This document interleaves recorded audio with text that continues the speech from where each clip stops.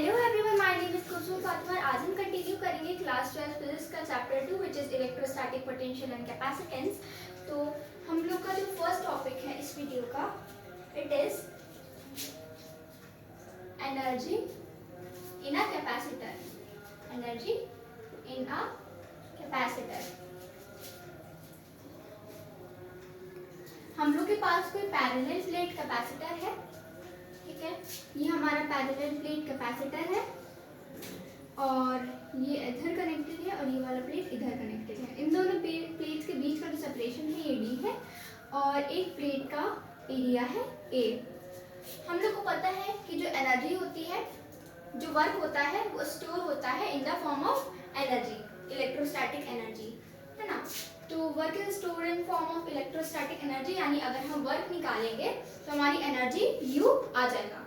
तो हम लोग पता है बहुत छोटा सा जो वर्क डन होता है इट इज v इंटू बहुत छोटा सा चार्ज। अगर ये जो हमारा पैरेलल प्लेट कैपेसिटर है इसमें पहले कोई चार्ज नहीं था, फिर धीरे धीरे चार्ज जीरो से बढ़ के फिर क्या हो गया, जीरो से बढ़ के क्यू हो गया, ठीक है।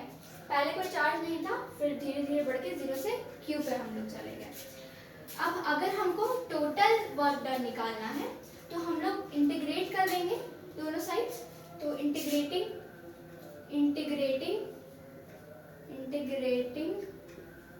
इन LHS एंड RHS, LHS और RHS में हम लोग इंटीग्रेट करेंगे तो इंटीग्रेशन यहाँ पे हमारा dW का होगा और इधर हमारा VD का पूरा इंटीग्रेशन हो जाएगा। अब हम लोग ने पढ़ा है एकदम फर्स्ट वीडियो में ही, इस चैप्टर की फर्स्ट एकदम जो फर्स्ट वीडियो थी इस चैप्टर की, उसमें पढ़ा था हम लोगों ने Q is equals to CV होता है, यानी V इक्वल्स क्या होगा, Q अपॉन C होगा। यानी हम लोग इसको इधर रख सकते हैं लेकिन इधर स्मॉल q है, यानी हम लोग इधर भी स्मॉल q ही रखेंगे, Q अपॉन C। इसका इंटीग्रेशन dq कहाँ से कहाँ तक हो रहा है, जीरो से कैपिटल Q तक हो रहा है, क्योंकि जीरो पहले जीरो चार्ज था, कोई चार्ज नहीं था पैरेलल प्लेट कैपेसिटर पे, फिर धीरे धीरे धीरे धीरे जो चार्ज था वो Q हो गया बढ़ के। ये dW इंटीग्रेट होके वापस हम लोग को टोटल वर्क मिल जाएगा और उसके बाद कैपेसिटेंस इज अ कांस्टेंट, हम लोग को पता है नेचर पे डिपेंड करती है, डायमेंशन पे डिपेंड करती है, इसलिए ये हमारी कांस्टेंट होगी। तो यानी C बाहर आ जाएगा और ये हो जाएगा हमारा 1/c। इसको हम Q को इंटीग्रेट करेंगे from zero to Q Q dQ। तो ये क्या हो जाएगा 1/c into Q square by 2 और 0 टू Q तक हम इंटीग्रेट कर रहे हैं इसको। तो ये आगे हो जाएगा हमारा 1/c Q स्क्वायर बाई 2, इधर हम Q रखेंगे पहले फिर 0 रखेंगे, तो ये आ जाएगा हमारा Q square by 2 minus 0 square by 2, 0 ही हो जाएगा, तो ये हो जाएगा हमारा 0। यानी इधर लिख दे रहे हैं हम लोग का जो वर्क डन आया, यानी एनर्जी जो आई वो हमारी कितनी आई, 1/2 हम लोग इधर ले लें बाहर, 1/2 और अंदर आ जाएगा हमारा Q स्क्वायर बाई C, यानी जो एनर्जी है वो हमारी आई half Q square by C। ये तो हमारा एक एनर्जी का हो गया फॉर्मूला। अब इसी से हम एक और डिराइव कर सकते हैं, Q is equal to CV होता है, यानी Q स्क्वायर की जगह हम लोग CV रख दें तो ये CV का होल स्क्वायर हो जाएगा, यानी C square upon B, C square B square upon C, C से C कट जाएगा तो हाफ CV स्क्वायर। ये हमारा दूसरा फॉर्मूला हो गया, ये हमारा फर्स्ट फॉर्मूला, ये हमारा दूसरा फॉर्मूला। और इससे हम एक और निकाल सकते हैं, अगर हम C की जगह रख दें, C इधर ले जाएंगे हम लोग, Q अपॉन V आ जाएगा हम लोग का। तो अगर हम C की जगह Q अपॉन V रखें तो ये equals to half Q square ऐसे ही रहने देंगे और Q अपॉन V हो जाएगा हमारा, हम लोग का V इधर आ जाएगा अपॉन में, तो ऊपर चला जाएगा वो, है ना, क्योंकि Q square upon Q upon V, तो यानी V ऊपर चला जाएगा, तो ये हो जाएगा Q square upon Q into V, है ना। यही किया है, बस और कुछ नहीं किया है। तो Q से Q कट जाएगा और ये हो जाएगा हमारा U equals half Q V। तीन फॉर्मूले हमारे इसी से बन के आ गए, फर्स्ट फॉर्मूला हमारा ये, सेकेंड ये और थर्ड ये। तो हम लोग ने क्या किया इसमें, पैरेलल प्लेट कैपेसिटर लिया, इसमें पहले कोई चार्ज नहीं था, फिर चार्ज धीरे धीरे बढ़ के कैपिटल Q हो गया। इन दोनों प्लेट्स के बीच का डिस्टेंस सेपरेशन D था और area of both plates is same capital A। हम लोग ने बहुत छोटा सा वर्क डन लिया क्योंकि हम लोग को एनर्जी निकालनी थी and work done is stored in the form of energy. तो हम लोग ने बहुत छोटा सा वर्क डन लिया इक्वल्स VdQ। ये हमने क्यों किया? क्योंकि work is equals to QV होता है ना। तो हम लोग ने VdQ करा इसको और फिर हम लोग ने टोटल वर्क निकालने के लिए हम लोग ने दोनों LHS और RHS में इंटीग्रेट कर लिया फ्रॉम 0 टू Q। उसके बाद हमने V की वैल्यू रखी, Q/C होती है, Q इक्वल्स टू CV से V की वैल्यू रखी Q/C होती है। C बाहर ले लिया because C is constant, QdQ हमारा अंदर आ गया और हमने इसको इंटीग्रेट किया तो Q²/2। फिर 0 से Q तक वैल्यू रखी इधर और उसके बाद हम लोग ने 0 से Q तक वैल्यू रख के हम इसको ये भी कर सकते हैं कि हम लोग इसको बाहर ले लें 1/2C हो जाए इधर और Q² - 0 हम लोग ने कर दिया और उसके बाद हम लोग ने इसको एकदम U equals to half Q²/C के फॉर्म में लिख दिया। Q² बाहर लेके हाफ Q²/C लिख दिया। हम लोग का फर्स्ट एनर्जी का फॉर्मूला ये आया, फिर हम लोग ने C में डाला, C का वैल्यू डाला C इक्वल्स टू Q/V तो हम लोग का ये वाला फॉर्मूला आया। फिर हम लोग Q की जगह डाला CV तो हम लोग का ये वाला फॉर्मूला आया। तो हम लोग ने ऐसे करके 3 फॉर्मूलाज निकाल लिए। फर्स्ट तो हमारा ये है। अब हम लोग आगे आते हैं। हम लोग का आगे का वाला जो टॉपिक है it is energy stored in a capacitor per unit volume. पहले था energy stored in a capacitor, ये है energy stored in capacitor per unit volume. तो लेट्स से हम लोग के पास कोई 2 कैपेसिटर है।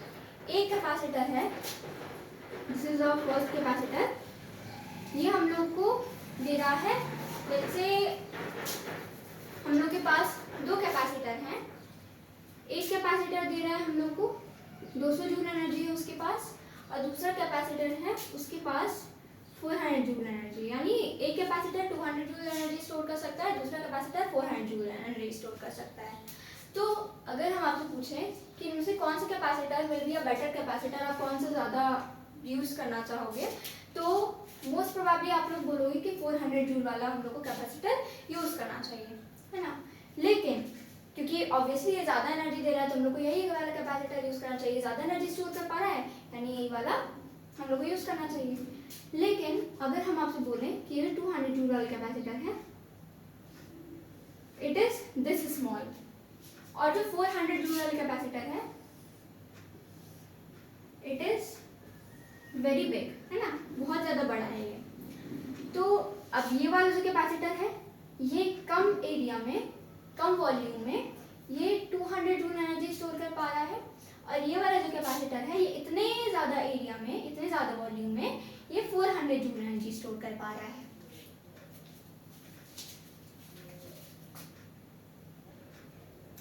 हम लोग का नेक्स्ट टॉपिक है energy stored in a capacitor per unit volume. Let's say we have 2 capacitors.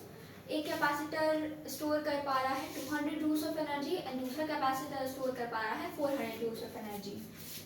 एक कैपेसिटर स्टोर कर पा रहा है, लेट्स से इसका नाम है C1 और दूसरा स्टोर कर पा रहा है, इसको C2 बोल दे रहे हैं, दूसरा कैपेसिटर स्टोर कर पा रहा है 400 जूल्स ऑफ एनर्जी। तो आप लोग कौन सा बोलोगे कि कौन सा कैपेसिटर बेटर है टू यूज? ऑफ कोर्स ये ज़्यादा एनर्जी दे रहा है तो मोस्ट लोग यही बोलेंगे कि 400 जूल्स वाला जो कैपेसिटर है वो हम लोग को यूज़ करना चाहिए, है ना। ये वाला कैपेसिटर ज़्यादा अच्छा है क्योंकि ज़्यादा एनर्जी स्टोर कर पा रहा है। लेकिन अगर ये C1 capacitor 200 joules energy store कर रहा है, ठीक है, इतना छोटा सा कैपेसिटर है C1 और ये इतने से वॉल्यूम में 200 जूल्स ऑफ एनर्जी स्टोर कर पा रहा है और C2 हमारा बड़ा सा कैपेसिटर है और वो इतने ज़्यादा वॉल्यूम में 400 जूल्स एनर्जी स्टोर कर पा रहा है। तो अब आप कौन सा कैपेसिटर चूज करेंगे? 200 जूल्स वाला। क्यों? क्योंकि ये कम वॉल्यूम में ज़्यादा एनर्जी स्टोर कर पा रहा है और ये C2 वाला कैपेसिटर ज़्यादा वॉल्यूम में कम एनर्जी स्टोर कर पा रहा है। यानी इसका क्या मतलब हुआ कि हम लोग को कैपेसिटर ऐसा नहीं चाहिए जो ज़्यादा एनर्जी स्टोर कर पाए, हम लोग को कैपेसिटर ऐसा चाहिए जो कम वॉल्यूम में ज़्यादा एनर्जी स्टोर कर पाए, है ना। हम लोग को कैपेसिटर ऐसा नहीं चाहिए जो ज़्यादा एनर्जी स्टोर कर पाए, हम लोग कैपेसिटर ऐसा चाहिए जो कम वॉल्यूम में ज्यादा एनर्जी स्टोर कर पाए। कम वॉल्यूम में ज्यादा एनर्जी स्टोर कर पाने वाला कैपेसिटर वो हम लोग को चाहिए होता है, क्योंकि अगर हम लोग C2 लेंगे तो C2 हम लोग का बहुत बड़ा है, बहुत ज़्यादा वॉल्यूम में ये सिर्फ 400 जूल्स एनर्जी स्टोर कर पा रहा है, बट इसका वॉल्यूम कम है और ये कम वॉल्यूम में 200 जूल्स एनर्जी स्टोर कर पा रहा है। तो हम इसको सीरीज में लगा देंगे ना, तो छोटे से वॉल्यूम में हम लोग को 400 जूल्स मिल जाएगा। हम लोग को 400 जूल्स की रिक्वायरमेंट है, तो ठीक है। तो इसीलिए हम लोग को कैसे कैपेसिटर चाहिए, ऐसे कैपेसिटर नहीं चाहिए जो ज़्यादा एनर्जी स्टोर कर पाए, हम लोग को ऐसे कैपेसिटर चाहिए जो कम वॉल्यूम में ज़्यादा एनर्जी स्टोर कर पाए, राइट। तो इसीलिए हम लोग पढ़ते हैं area energy stored in capacitor per unit volume. Per unit volume में energy stored in a capacitor, ठीक है। इसका फॉर्मूला हम लोग डिराइव करेंगे। अब पर यूनिट वॉल्यूम का क्या मतलब हुआ, U अपॉन वॉल्यूम, यही मतलब हुआ energy stored in a capacitor per unit volume. U upon volume इसका मतलब हुआ वॉल्यूम क्या है इधर। Let's say we have a parallel plate capacitor, ये हमारा पैरेलल प्लेट कैपेसिटर है और इस पैरेलल प्लेट कैपेसिटर के प्लेट्स के बीच में D सेपरेशन है और जो एरिया है of each plate it is capital A। तो let's say this is cuboidal, हम लोग को देखने में लग रहा है, अगर हम लोग ऐसे इसको ज्वाइन करें तो एक क्यूबॉइडल लग रहा है ना। तो what will be the volume, it will be A into D, U upon A into D, ये होगा। U हम लोग ने बिल्कुल अभी भी पढ़ा है, हाफ CV स्क्वायर होता है, half CV square upon AD, ठीक है।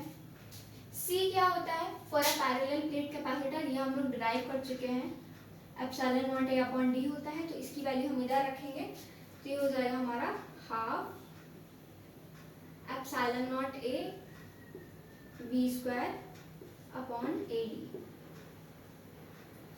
इंटू D, एक और D आएगा इंटू D, A से A कट जाएगा और ये आएगा हमारा half epsilon not V square upon D square.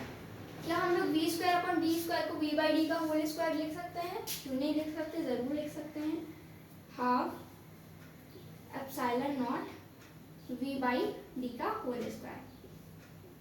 क्या V बाई D कुछ होता है, याद करिए, कुछ तो होता है V बाई D, हम लोग पढ़ चुके हैं। E इक्वल्स टू होता है हमारा V बाई D, क्योंकि V इक्वल्स टू ED होता है, तो हमारी electric field is V by D। तो उसका वैल्यू हम रखेंगे, तो half epsilon naught E square ये आ जाएगा, and this is our energy per unit volume. ये हम लोग का डिराइव हो गया, हम लोग को यही डिराइव करना था। एक बार इसको अच्छे से देख लीजिए, फिर हम लोग आगे बढ़ते हैं। हम लोग ने क्या किया है, कुछ नहीं किया है, एक और बार रिपीट कर ले रहे हैं इसको।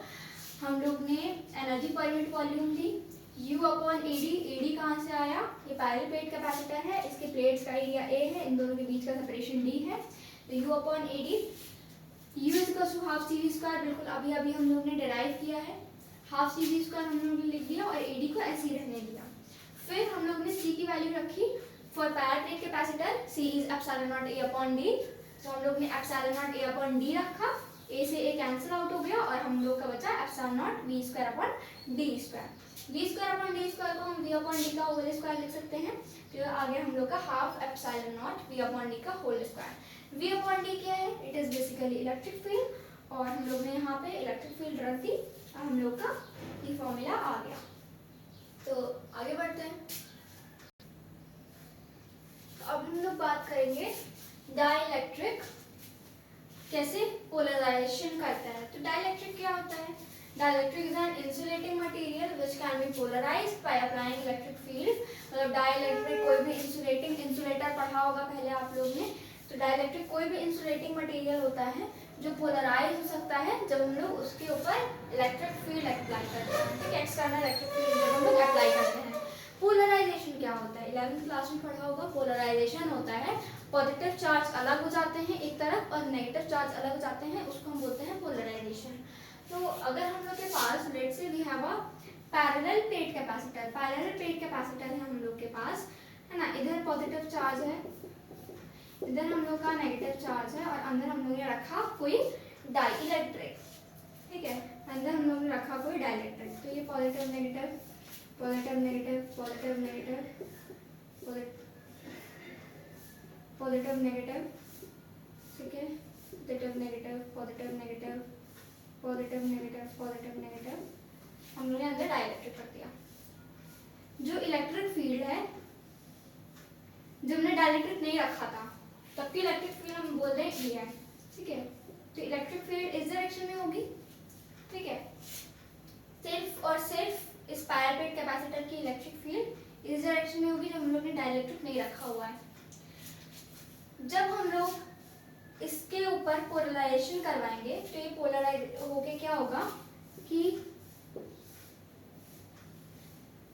पोलराइज होके पॉजिटिव चार्ज नेगेटिव चार्ज को इधर बुला लेंगे, तो positive positive positive positive positive, negative charge इधर आ जाएंगे, एक्यूमुलेट हो जाएंगे, negative negative negative negative negative, और इधर नेगेटिव वाले किसको बुला लेंगे, पॉजिटिव चार्ज को बुला लेंगे। कुछ ऐसे हो जाएगा।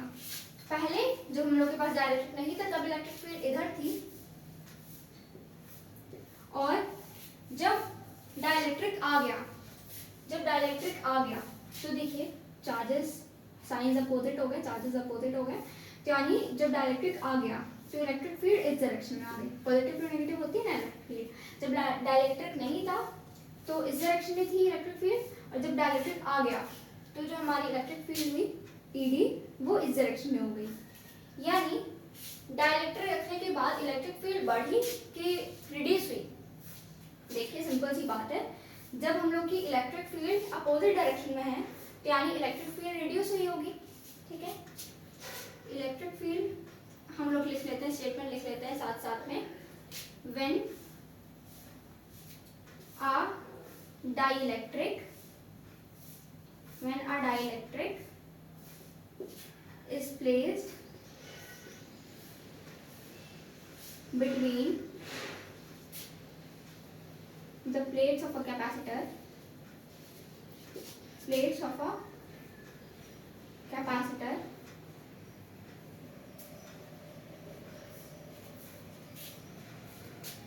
it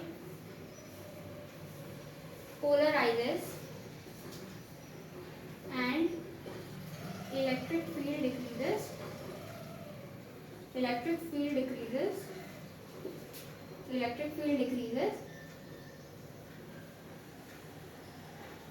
जब इलेक्ट्रिक फील्ड डिक्रीज हो रही है तो क्या हम लोग का पोटेंशियल इंक्रीज होगा या फिर हम लोग का पोटेंशियल डिक्रीज होगा।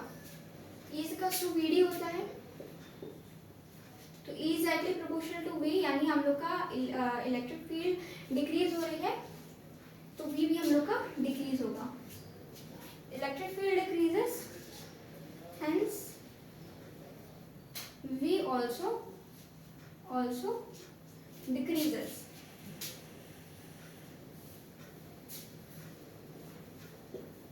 As a result, electric field decrease हुई तो हम लोग का V भी डिक्रीज हुआ, और V डिक्रीज हुआ तो कैपेसिटेंस के साथ क्या हुआ, Q CV होता है, C Q/V, यानी C is inversely proportional to V, यानी C इंक्रीज करोगे तो V डिक्रीज होगा, या V डिक्रीज करोगे तो C इंक्रीज होगा। यानी जब हम लोग का V डिक्रीज हो रहा है तो C इंक्रीज हो रहा है, कैपेसिटेंस इंक्रीजेस।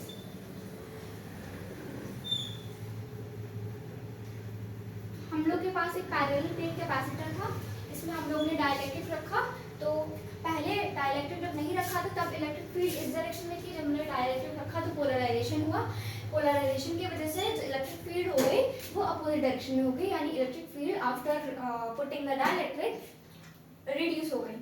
तो जब इलेक्ट्रिक फील्ड रिड्यूस हुई तो हम लोग का पोटेंशियल रिड्यूस हुआ तो हम लोग कैपेसिटेंस इंक्रीज हुआ। इसका क्या मतलब हुआ, डायरेक्टली इसका मतलब ये हुआ कि जब भी हम लोग किसी भी कैपेसिटर में डाइलेक्ट्रिक रखते हैं तो उसका जो कैपेसिटेंस होता है वो इंक्रीज हो जाता है। हम लोग ये भी लिख सकते हैं, इधर लिख दें, whenever whenever we put a dielectric between the plates of a capacitor